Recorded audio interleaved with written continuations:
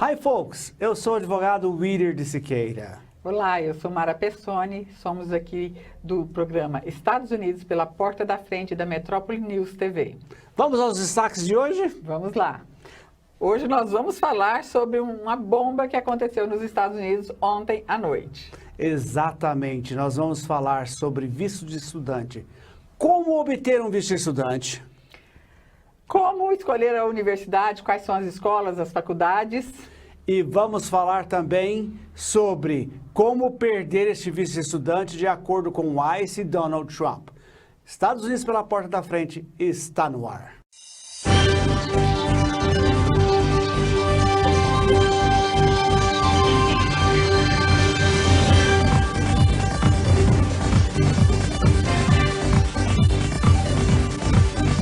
Bem, o visto de estudante é conhecido como visto F ou visto M. F para estudante e M para?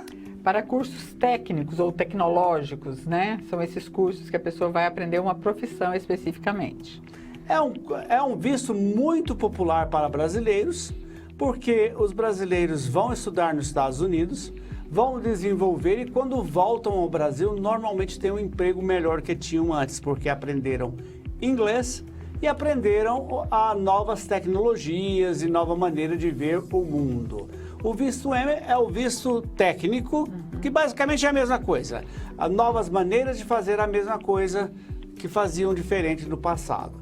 Esses vistos são conseguidos dentro de uma embaixada ou de um consulado. Nós já falamos aqui no programa Estados Unidos pela Porta da Frente sobre o visto F. Hoje vamos dar um pouquinho com um tom diferente, porque Donald Trump acabou com esse visto. Esse pessoal vai procurar onde? Que faculdades são essas, Mara? Na verdade é o seguinte, o visto F, ele pode ser, inclusive para quem vai estudar só inglês nos Estados Unidos, você pode pedir um visto F1, certo? Para pedir um visto de estudante, você primeiro tem que escolher onde você vai estudar, né? Ah, eu quero ir para Harvard, por exemplo, Stanford. Não, eu quero ir para uma universidade em Connecticut. Escolheu o seu curso, a sua universidade, você entra em contato com o departamento de estudante daquela entidade, daquela instituição, e eles vão te passar uma lista de documentos, o que você precisa comprovar. Feito tudo isso, é enviada essa documentação para essa universidade, eles encaminham isso para o Departamento de Justiça, né? Para que ele possa aprovar e emitir um documento chamado I-20, o I-20. I-20, esse documento é um resumo do que você apresentou para o governo, é um resumo da faculdade, quanto vai lhe custar esse curso por 6 meses, pelo curso ou por 1 ano. Ou seja, você tem que seguir à risca o que está escrito nesse I-20, nesse I-20, porque ele é a base do seu pedido de visto dentro do Brasil. Sim. Exato? Aí de posse desse I-20 é que você pode fazer o agendamento do seu pedido de visto de estudante. Aí é onde você vai para um consulado ou para a embaixada para sua entrevista de visto, né? E aí é onde que sua entrevista vai acontecer, eles vão novamente questionar a sua documentação, se você comprova renda suficiente. Veja bem, estudante não pode trabalhar, né? O visto de estudante não permite trabalhar, então você tem que comprovar renda que você vai estar dentro dos Estados Unidos sem trabalhar. No máximo, estudantes universitários que moram no campus universitário, ele pode trabalhar 4 horas por dia, o que não é suficiente para ninguém se manter nos Estados Unidos, né? Sim, normalmente esses trabalhos são trabalhos de cortar a grama, porque todas as faculdades americanas são muito bem servidas com grama, limpar os dormitórios, cuidar da biblioteca, ser um tutor de computador, coisas nesse sentido, ou seja, trabalho dentro do campus. Como a Mara disse, esse salário é impossível de você se manter. Você não vai conseguir pagar a tuition, que é a mensalidade, e pagar a comida e tudo mais dentro da faculdade. O que você precisa fazer é provar na embaixada que você tem fundos suficientes, seu pai, sua mãe ou alguém, ou você próprio vai se sustentar dentro desse período que você pediu um visto. Exatamente. A partir desse momento, você tendo esse visto aprovado, né? Aí você já está apto para entrar nos Estados Unidos para estudar. Normalmente você só é liberado a entrar 30 dias antes do início das suas aulas, né? Não se entra com muita antecedência, não. 30 dias antes, aí você já pode entrar até para poder se estabelecer, ver onde vai morar, onde vai ficar, tomar as medidas de praxe antes do início das aulas. Então, o visto de estudante é assim, nós já falamos dele aqui algumas vezes, num outro programa, né? Falamos bastante do visto de estudante. Esse é o visto de estudante e é um visto que leva muitos brasileiros para os Estados Unidos, né, doutor Witter? Exatamente. Hoje parece que nós estamos com mais de 16 mil brasileiros com este visto, correto? Exatamente. Mais de 16 mil, já tivemos mais de... No ano letivo de 2014, 2015, nós chegamos a 23 mil brasileiros, mais de 23 mil brasileiros nos Estados Unidos. O Brasil é o 9º país que mais envia estudantes estrangeiros para os Estados Unidos. Hoje nós temos nos Estados Unidos um total de mais de 1.300.000 pessoas no visto de estudante. Os brasileiros estão com 16.100, alguma coisa nesse sentido, e muitos desses depois se qualificam para outros vistos e permanecem dentro dos Estados Unidos. Este foi o ataque de Donald Trump ontem, na segunda-feira do mês de julho, logo após o 4th of July. Então, nós vamos lhe explicar no próximo bloco sobre como escolher uma faculdade. São basicamente 4.298 faculdades nos Estados Unidos que aceitam brasileiros adentrar. Começando por, a Mara disse há poucos minutos atrás, Harvard, USC em Los Angeles, são grandes universidades, grandes centros tecnológicos, grandes centros da área de saúde que aceitam brasileiros. E como adentrar essas faculdades? Como eles vão te aceitar? Isso você vai ver no próximo bloco.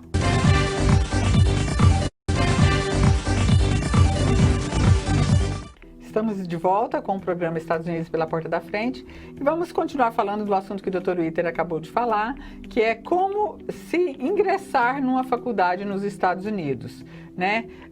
Quais são as faculdades, quais são as possibilidades que a gente encontra nos Estados Unidos, quem pode ir para uma faculdade americana. É bom falar, né, doutor Witter, que existem bolsas também, porque a gente falou de Harvard, de Stanford, que são faculdades renomadas mundialmente e que são muito caras, né? Mas é bom a gente lembrar que essas próprias faculdades oferecem bolsas, ou algumas outras instituições também oferecem bolsas de ensino, né? Sim, existem bolsas de estudo para aquele aluno gênio, aquele aluno que desenvolveu alguma coisa que ele é melhor do que outro, aquele aluno que era melhor em matemática no Brasil no segundo grau. Existem bolsas para o atleta. Muito bem-vindo nos Estados Unidos são os atletas. Por quê? As faculdades querem ter bons atletas nos seus times, porque é uma concorrência. Por exemplo, a minha faculdade USC, nós brigamos toda semana com um jogo de futebol contra a UCLA. Ou seja, aquilo é uma guerra de estudantes, coisa comum. E você pode ter uma bolsa na faculdade, porque se você jogar um futebol, ou um basquete, ou um vôlei, se você for bom. Então, vale a pena procurar. Eu mencionei agora mesmo que existem 4.298 faculdades que aceitam estrangeiros. Não são só as 4.000 faculdades que existem nos Estados Unidos, existem muito mais. Mas, para se aceitar estrangeiro, é necessário ter um departamento, International Student Center. O International Student Center é especializado a montar esse I-20, é especializado em receber você quando você chega aos Estados Unidos, te dar um tour pela faculdade, mostrar o que está ali, e esse pessoal vai te mostrar o que fazer e o que não fazer. Lembre-se, saiu do Brasil, chegou nos Estados Unidos, a cultura é diferente. Você não pode fazer o que você faz no Brasil. Se você é um estudante de universidade federal no Brasil, a primeira coisa é pichar paredes. Nos Estados Unidos, pichar uma parede é cadeia. Então, o International Student Center, ele vai te mostrar o que não fazer. Ele vai te dar um tour, ele vai mostrar a faculdade para você, o lab, que é o laboratório de computador, o laboratório de ciência, isso, e dizer, olha, você pode usar isso tudo à vontade. não tem limite de horas, contando que você não quebre, porque se você quebrar, você é responsável. Quando eu quero dizer para quebrar, não jogar um computador no chão a propósito, se for um acidente, tudo bem. Eu quero dizer você não pôr um pé na parede, coisa nesse sentido. A biblioteca, quando você pega um livro da biblioteca, você tem que devolver prontamente no dia que foi marcado. O que às vezes no Brasil, a multa é 10 centavos, eu posso pagar sem problema. Então não é desse jeito. O International Student Center, ele vai te dar todo esse apoio nessas 4.298 faculdades. Ou seja, tem faculdade em todos os estados, em todas as cidades. Muitas. E tem muitas também escolas de inglês, né? Há uma grande preocupação agora em relação às escolas de inglês que existem dentro dos Estados Unidos por conta dessa mudança, da qual nós vamos falar daqui a pouco, que são escolas voltadas exclusivamente, obviamente, para o estrangeiro, né? O estudante estrangeiro, o empresário estrangeiro, o executivo estrangeiro que vai para os Estados Unidos, ele tem por hábito ir para uma escola de inglês para melhorar a sua fluência, para facilitar o seu entendimento da língua. E essas escolas também acabam que vão ser prejudicadas agora, né? Sim, essas escolas tiveram de fechar as aulas presenciais e se passaram a ser aulas online. Então, o que aconteceu? Muitos desses empresários voltaram para o Brasil, estão assistindo às aulas online e não estão presentes, estão com visto de estudante. E como é obtido esse visto de estudante para a escola de inglês? É a mesma coisa do outro? Mesma coisa, mesmo procedimento. Tem que entrar em contato com a escola. A escola ela tem que estar certificada pelo governo americano para emitir esse I-20, né, com autorização de solicitação de I-20 de I-20. E o visto é do mesmo jeito, só que normalmente os vistos para cursos de inglês, eles são por um prazo um pouco menor do que uma faculdade, uma universidade, um mestrado, um doutorado, coisa assim. Então, eles normalmente são para 6 meses, ou 1 ano, ou no máximo 2 anos, né? Tem casos em que o aluno pega um visto para 2 anos. Isso vai vir especificado lá, quando o doutor falou do I-20, né? As especificações que tem nele, vem especificado inclusive quando começa a ser o prazo desse visto até quando ele termina. Vem muito claro isso. Eu vi numa universidade em Riverside, minha cidade na Califórnia, muitos estudantes que se tornaram estudantes profissionais. O que era isso? Ele pediu o I-20, pediu um visto e ele nunca se formava. Isso podia, né? Isso podia.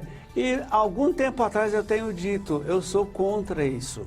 Eu diria, gente, pessoal, existe o visto certo para esses estudantes que querem ficar. Se você já é alguém que está se formando, estudando, peça o visto correto. Mas às vezes o brasileiro não quer gastar um pouquinho, né? E ele resolve ficar no visto de estudante para sempre. Acontece muito do brasileiro ir para os Estados Unidos com visto de estudante. Às vezes ele já é profissional formado, está indo para fazer só inglês. Ele faz isso meio que como uma experiência de vida, né? Ele fala, eu vou com visto de estudante, vai com a família, a esposa vai de F2, filho e tal.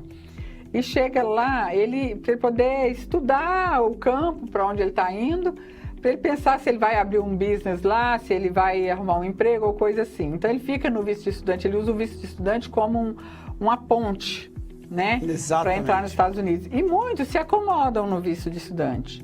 E a maioria, esses que já são formados, que já têm um histórico, eles podem mudar o visto deles para um visto de EB2, EB3, dependendo até EB1, né? Então, tem que sair desse comodismo, né? E agora, no próximo bloco, nós vamos falar sobre isso, né, doutor? Sobre o que aconteceu, o que levou a gente a fazer esse programa especial sobre o visto de estudante.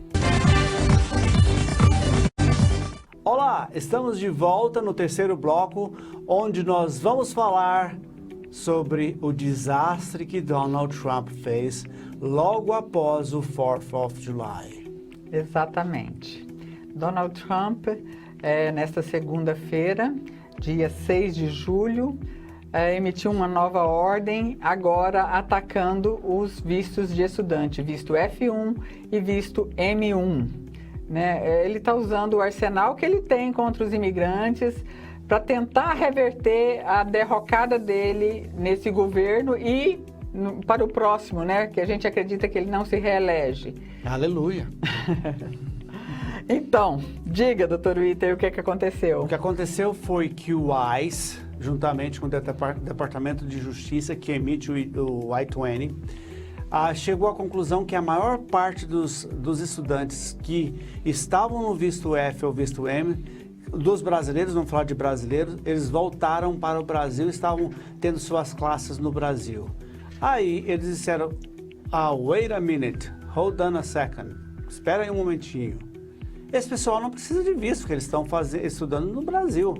Então, se a faculdade não voltar em agosto, com aulas presenciais, o visto dessas pessoas estão cancelados. E eles têm toda a lista dos estudantes. Eles sabem onde moram, o que fazem, tanto nos Estados Unidos como no Brasil. Então, eles cancelaram o visto. E o pior, que agora eles jogaram para o estudante, Mara, a decisão. Se você voltar para os Estados Unidos, você vai pegar corona. Se você ficar aqui sem estudar, eu vou te deportar. E se você ficar no Brasil, você não tem mais visto. O que aconteceu é o seguinte, essa ordem, ela é emitida, ela fala assim, se a sua aula está sendo só online, você não precisa do visto. Então, volte para o seu país, se você está dentro dos Estados Unidos. Se você já está no seu país, esse visto será cancelado, porque você não precisa de um visto para assistir uma aula online, certo?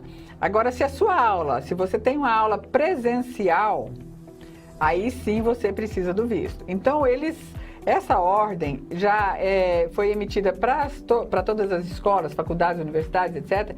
Eles vão informar ao governo como que estão sendo as aulas. Se é online, se é híbrida, parte online, parte presencial, ou se ela é presencial. O problema é que o coronavírus continua com força total dentro dos Estados Unidos. Ele tinha alcançado o chamado platô, mas agora já voltou a crescer. Com as aberturas de lojas, de fábricas, de praias e tal, voltou a crescer. Não vai ter como ter aula presencial. A própria universidade, Harvard? A própria Harvard, eu estava lendo no site deles hoje, eles avisaram que 40% dos seus estudantes são internacionais. Eles não têm condição de ter aula presencial porque eles não garantem distância dos estudantes. Ou seja, estão dizendo o seguinte, nós não vamos voltar com aula presencial. 40% de Harvard são internacionais. 40% não vai pagar o tuition, que é a mensalidade da faculdade. A faculdade disse, nós não temos dinheiro para continuar aberto. Olha, nós estamos falando de Harvard, uma das maiores universidades do mundo, diz que não tem dinheiro para voltar se os estudantes internacionais não voltarem. Se nós estamos falando de Harvard com esse problema, calcula uma pequenininha de uma faculdade como El Camino em Torrance, na Califórnia. Calcule as pequenas escolas de inglês, que são milhares nos Estados Unidos. Então, é um problema muito sério causado agora, nessa segunda-feira. É um problema, assim, não é um problema só para os estudantes internacionais. É um problema também dentro dos Estados Unidos. Para a economia americana. Para a economia americana. O estudante injeta muito dinheiro. As faculdades precisam desses estudantes. Veja só, Harvard, 40% são internacionais, são estrangeiros. Esse percentual, ele meio que permanece nas grandes universidades, nas mais renomadas. As escolas de inglês, as escolas de cursos técnicos, todas dependem muito do estudante estrangeiro. E criou-se uma situação, o seguinte, tem estudantes que saem lá, vamos dizer, de países pobres da África, de países pobres da Ásia, e vão para essas grandes universidades, são meninos que se destacaram, né, estudantes que se destacaram no seu país, vão para essas universidades, às vezes até com bolsa, e moram dentro do campus universitário, porque a maioria das universidades mantém um dormitório, a estrutura de acolhimento ao estudante. O estudante está tendo aula online porque ele está dentro do campo e usando toda a estrutura, a internet da faculdade, o laboratório da faculdade, a biblioteca da faculdade. Se partir do momento que ele não pode mais ficar dentro dos Estados Unidos, porque a aula dele está sendo online, ele perde toda essa benesse, ele tem que voltar para o país dele, que muitas vezes a internet nem é tão boa assim, porque a gente há de convir que existem muitos países que ainda estão subdesenvolvidos nesse aspecto. Nós temos um exemplo de escritório de Níger, né? Nós temos um cliente lá em Níger que diz que a internet por mês, que ele paga $600 por mês, é como se fosse da Oi aqui no Brasil. Para vocês terem uma ideia. Então, esse estudante, provavelmente, ele não vai ter internet em casa. Então, ele vai perder o curso, ele vai perder a universidade, a faculdade dele. Então, é um problema humanitário, é um problema de economia para os Estados Unidos, virou-se um drama. Nós temos orientado aos nossos clientes e às pessoas que nos procuram, desde que saiu essa notícia, dessa mudança que Trump lançou nos Estados Unidos, nós temos recebido inúmeros telefonemas e mensagens, etc. O que fazer? Exatamente. Ontem à noite nós gravamos um pequeno vídeo sobre isso, um resumo do que viria, e em questão de menos de uma hora, 217 pessoas entraram em contato. A gente chegou a um ponto que a gente não aguentava mais, dizendo, olha, vamos gravar mais vídeos e depois nós vamos conversar pessoalmente. O que fazer? Se você é um estudante internacional brasileiro, se você tem um curso superior, se você tem vínculos no Brasil que dá uma trajetória profissional, nós recomendamos o visto EB2 para você. A maior parte dos brasileiros qualificam para o visto EB2. Se você tem alguém que gosta de você, gosta do seu trabalho, um visto EB3. Se você é religioso, talvez a sua igreja te possa oferecer um visto EB4. Se você é um professor de uma faculdade, pode ser uma faculdade pequena no Brasil, o visto EB1, ou seja, tem solução. É não entrar em desespero, é procurar um advogado agora que não entre em desespero e diga, vamos trabalhar junto? Que nós temos... Vamos analisar, né? Vamos analisar o perfil, vamos ver o que essa pessoa tem, qual que é o perfil dela. Ou, primeira coisa, ligue para a sua escola, para a sua universidade e pergunte se vai ter aula presencial. Qual que é a possibilidade? Se ela falar, não tem possibilidade nenhuma, procure outra na sua região. Não tem? Vamos olhar o seu perfil. Tem condição da gente entrar com um processo de EB2? Um EB2 National Interest Waiver? Às vezes você é da área de saúde, por exemplo. Os Estados Unidos está desesperado por médicos, enfermeiros, fisioterapeutas, etc. Desesperados. Tem processos nossos que estão passando, sendo aprovados sem sequer ter entrevista. Por quê? Porque precisa do profissional. Né? Então, vamos analisar. Se não cabe um EB2 National Interest Waiver, às vezes cabe um EB2 normal, com empregador. E você tem um empregador, alguém disposto a te ajudar. Então, não deixe para o último minuto. Por quê? Normalmente, para troca de faculdade, de escola de inglês para outra, você demora 60 dias para que seja aprovada essa troca. E nós vamos entrar em agosto, quando 13.400 funcionários do USS serão demitidos. Então, se você não entrar logo, a sua troca de faculdade não será permitida, não dará tempo. Não durma no ponto, você que está dentro dos Estados Unidos ou no Brasil. Procura a solução agora. Vamos ser um pouco inglês. Agir no momento e não deixar para o último segundo. É isso aí. E a gente tinha prometido que nesse programa a gente ia falar das propostas de Joe Biden, né? O Joe Biden, ele tem excelentes propostas que deixa a gente assim muito feliz, que vai mudar tudo. É o nosso próximo presidente. E o nosso próximo programa, o nosso próximo assunto do nosso próximo programa. Se Donald Trump não fizer mais nada. Exatamente. Então é isso. Semana que vem a gente fala da proposta do futuro presidente americano. Exatamente, meu futuro presidente Joe Biden. Então eu quero que você assista esse programa. Chegamos ao final do nosso programa hoje. Esperamos você semana que vem.